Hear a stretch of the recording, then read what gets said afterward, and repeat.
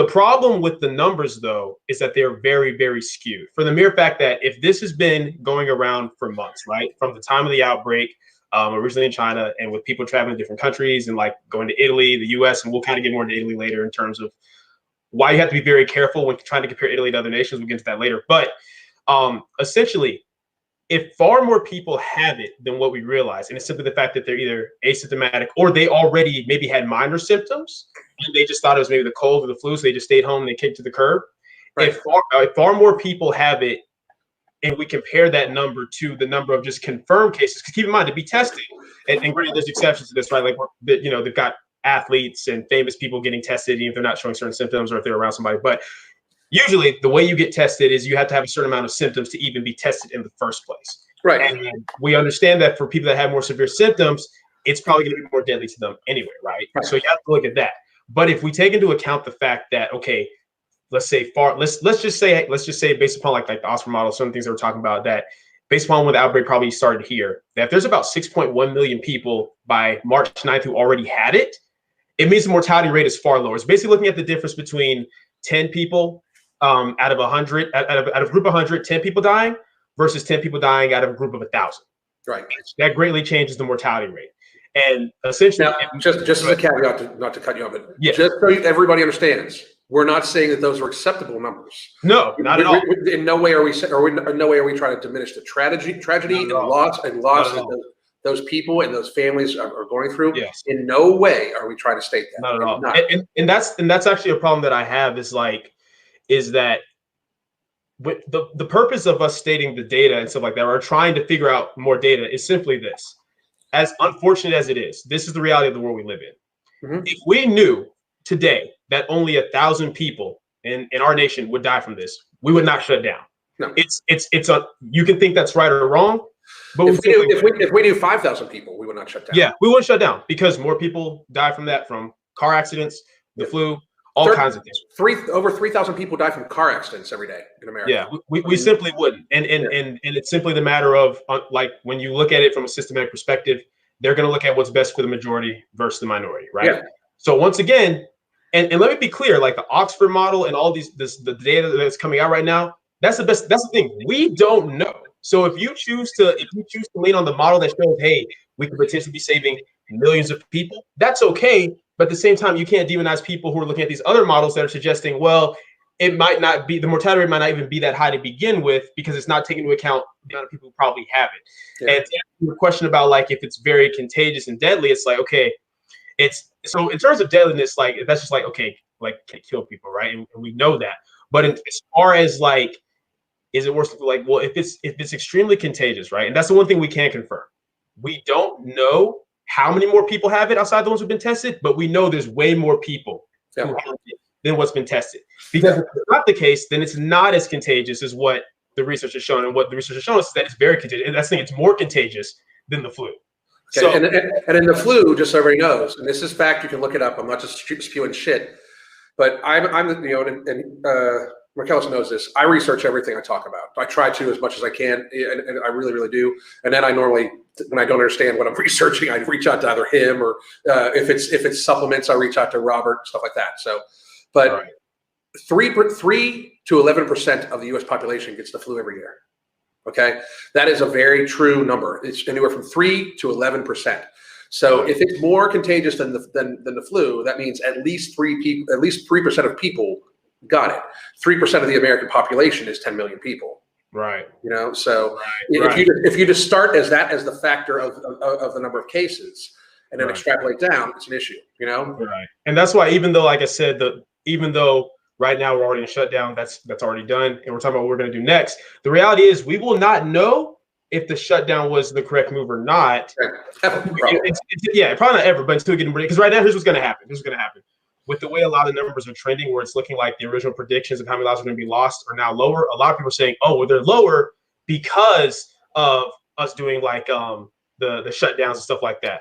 And the reason you have to be careful with stating that as fact is because, well, if the numbers were never going to be that high to begin with, then what we did didn't necessarily affect that. And then you have to look at other nations like South Korea, other nations where they didn't go into shutdown mode, but they did very broad, aggressive testing in isolation of high-risk individuals, which is another thing. there's other methods outside of just shutdowns that are yielding certain results as well. Once again, we still don't know, right? Because South Korea could just have another blow up, right? We don't know. And that's to me my biggest issue with all of this. It's okay to discuss the data, it's okay to look at the models, but when you have people like I was going through your comments on some of your posts earlier, when you have people who are literally demonizing it, it's really funny. So first, when you give your opinion on it, right, and you did so very logically, people are like, hey, you're not an expert on this, almost as though so you don't get to talk about it. It's like, okay, fair.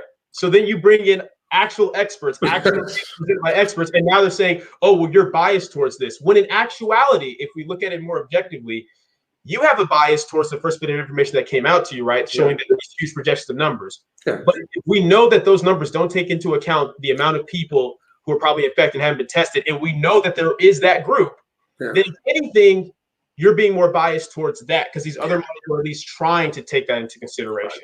And then when we look at like the way, like look at the numbers at places like Germany, Italy, stuff like that, even for the higher death rates, we can account for why some of that is. And that's another thing too. Like, for example, because somebody I see in the questions asked, like, should we be looking at like the hospitals, because the hospitals getting overran is a big issue, which is definitely true. And a lot of people use Italy as for an example with that. Well, the first thing people have to understand is you can't speak in too general terms. It is not all hospitals in Italy that are being overran right now. It's select cities and select hospitals in Italy. The next thing to understand is Italy is already at such a high capacity. There are hospitals around this time of year already. And in terms of like the death rate, right? Because that's the thing. Everyone's mindset is like, oh, we're gonna end up like Italy. We're gonna end up like Italy. And it's not to say that certain areas of the US can't, but to say collectively we will. If you're gonna compare two nations with what's going on with COVID-19, you have to look at the demographics that we're working with. Right. In Italy, we already know they have a much higher population of elderly. And they have a much higher population of people that have underlying issues that COVID-19 will make worse, like smokers, the amount of like issues and stuff like that. And you have to take that into consideration because one, the difference in population size, but two, in the type of populations we are dealing with. Well, there's all sorts of things. There's it's a very large. It's very common to have multi-generational homes, like three generations of a family living in the same home. I mean, it's things like that. And I mean, this is not to knock on Italy or anything like that either. But it is a cultural thing for them to kiss each other and hug each other on both cheeks. What I mean, to real quick to the one person asking, shouldn't we focus on hospitalization rates rather than mortality rates? Here's the thing about hospitalization, and this I do know because this is the business I used to be in, and I have a degree in healthcare administration. Hospitals try to run at 85% capacity at all times. Just so everybody understands, it's not like these hospitals were completely empty and then all of a sudden fill the fuck up. Hospitals try to run at 85% capacity because there's inherent fixed costs, such as their salaries for their upper echelon, the stockholders. There's fixed costs that happen with each hospital. And they are designed to run at 85 to 90% capacity. And during flu season, oftentimes during the winter, especially in places like America and Italy, because we do have a lot of underlying causes, a lot of underlying medical issues in America too. Hospitals run anywhere from 90, like right around 90% is I think the industry average. I could be wrong about that, but 85% is the number that people go to try to keep their hospitals running. So if you're already at 85% capacity and an unknown illness all of a sudden pops up that infects a lot of people all at once, you're fucked. You know what I mean? Like, and that is something that we should take a look at as a species on how we actually have healthcare. I personally believe that this is a huge wake up call for people to try to just be fucking healthy. And that's a whole other topic, And it's also important to understand the capacity of certain hospitals in the first place, like the capacity of Italy hospitals versus ones in the U.S. as well, because that matters. The numbers matter. And once again, it's not to take away from any life lost, but it's to understand that how much life is lost is going to be a huge determining factor of what the next steps are. It doesn't matter how you feel about that. That's just the reality of it. And then something else that I think people really need to keep in mind. This is important. This is very important. This is probably my biggest issue with all of this, is to suddenly latch onto the idea of saving lives, which I'm all for. But I feel like, especially in my age group, and I feel like it might be because a lot of people my age have never actually really seen what happens with a recession or an economic collapse, or maybe they don't look at the data on it. But if people's idea is that, oh, it's either saving lives or saving the economy, and the economy is just, oh, money or people working, then that is simply not reality. There's it's very hard, and that's the thing. We don't have a whole lot of data right now on how things are going to end up with COVID. What we do have a lot of data on is what happens when there's a recession, economic collapse. Things like anxiety, stress, suicide rates, violent crimes, murder rate, all of that goes up. All of that skyrockets. So if we come to the realization, which once again, we don't know, keep clarifying that, we don't know, but we come to the realization that, hey, the mortality rate of this is a lot lower than what we realized. And that's including that from this is what we realized. Well, at that point, we then have to decide, is it worth staying shut down for needed then if we know that we're going to ultimately cause far more detriment long term with the economic collapse than what the virus would have on its own. And it's not to say that that's going to be the case, but it's a possibility. It's just a real and valid possibility as, hey, maybe the virus is really worse and we don't know, and we'll save millions. And based upon what we find out, that's how we'll move forward. But this idea that if you even bring up these other possibilities, you don't value human life, oh, you're against the shutdown, that's simply not true. I think that's the only thing that made me like sit back and be like, what the fuck? You know, there's a couple things that I've said recently where I'm just like, I'm sorry, but like, first of all, I said the one thing, and this was, by the way, just so everybody knows, I posted this thing from the cruise ship, from the deck, listening to my favorite fucking band, and I posted like, I'm not a 14-year-old, I'm not gonna be given a curfew. You know, like, but I mean, and I said it kind of as like a half joke, and it was in poor taste, I guess, but fuck off. And because in reality, like, I'm an American citizen, and I don't think I should be able to be told to stay inside. Now, if you choose to fucking stay inside, that's fine. Yeah, but I'm perfectly capable as a full-on fucking adult with gray hair everywhere for the hair I fucking have, and I got the wrinkles to fucking show it. I'm a full-ass adult, and I personally, anybody that's ever met me in real life knows I kind of social distance myself anyway. I'm not a hugger. I don't want fucking people walking up on me. I don't even shake hands. I just kind of fucking do the head nod to people.